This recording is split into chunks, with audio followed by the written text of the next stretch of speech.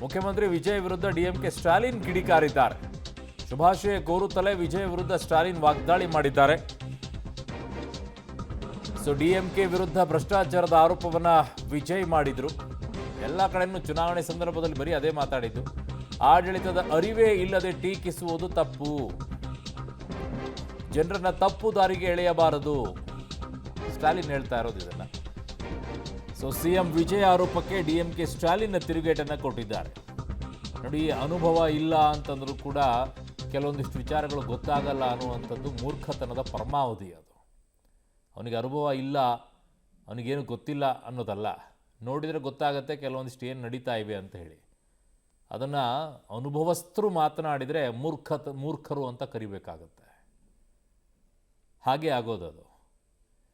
ಅನುಭವ ಇಲ್ಲದೆ ಅದೇ ಈ ನಮ್ಮದೊಂದು ಹಾಡಿದೆಯಲ್ಲ, ದೊಡ್ಡವರೆಲ್ಲ ಜಾಣರಲ್ಲ ಅಂಥೇಳಿ, ಚಿಕ್ಕವರೆಲ್ಲ ಕಾಣರಲ್ಲ.